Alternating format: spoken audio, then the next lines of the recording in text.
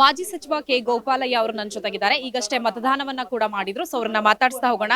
Sir, ಸರತಿ ಸಾಲಿನಲ್ಲಿ ನಿಂತು ಮತದಾನವನ್ನ ಮಾಡಿದೀರಾ. ಜೊತೆಗೆ ಮತಗಟ್ಟೆಯಲ್ಲಿ ಎಲ್ಲಾ ವ್ಯವಸ್ಥೆಗಳು ಸರಿಯಾಗಿದ್ಯಾ, ಹೇಗೆ ಸರ್? ಸರಿ ಇದೆ. പക്ഷെ ನಮ್ಮ ಕರ್ತವ್ಯ ಇದು ದೇಶದ ಚುನಾವಣೆ. ಅದರಿಂದ ಪ್ರತಿಯೊಬ್ಬರೂ ಕಡ್ಡಾಯವಾಗಿ ಮತದಾನವನ್ನ ಮಾಡಬೇಕು ಅಂತಕ್ಕಂಥದ್ದು ನಾನು ಎಲ್ಲರಲ್ಲೂ ವಿನಂತಿಯನ್ನ ಮಾಡ್ಕೊಂತೇನೆ.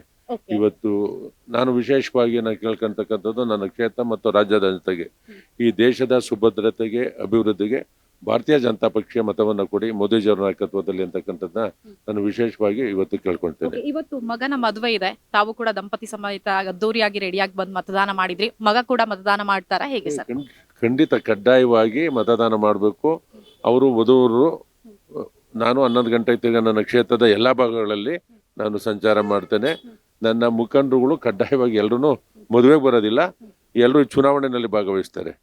ಎಲ್ಲರೂ ಕಡ್ಡಾಯವಾಗಿ ನನ್ನ ಮುಖಂಡರುಗಳು ಅವರ ಬೂತ್ ಹತ್ರ ಏನೇನಿರಬೇಕು ಅದನ್ನ ಕಟ್ಟುನಿಟ್ಟದೆ ಪಾಲನೆಯನ್ನ ಮಾಡ್ತಾ ಇದ್ದಾರೆ.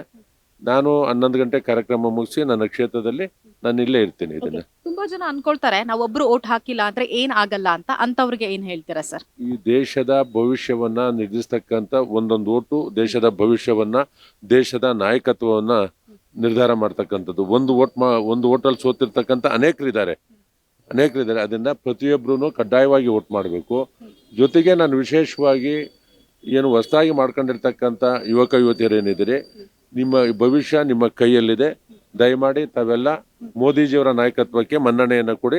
ಅವರ ನಾಯಕತ್ವ ಇನ್ನು 16 ವರ್ಷ ಈ ದೇಶಕ್ಕೆ ಬೇಕು ಅಂತಕ್ಕಂಥದ್ದನ್ನ ನಾನು ಕೇಳ್ಕೊತೇನೆ. ನಿಮ್ಮ ಕ್ಷೇತ್ರದಲ್ಲಿ ಎಲ್ಲಾ ಕಡೆ ಸುಗಮವಾಗಿ ಮತದಾನ ನಡೀತಾ ಇದೆಯಾ, ಹೇಗೆ ಸರ್? ಹೌದು, ನಮ್ಮ ಕ್ಷೇತ್ರದಲ್ಲಿ 276 ಬೂತ್ಗಳಲ್ಲೂ ಪ್ರಾರಂಭ ಆಗಿದೆ.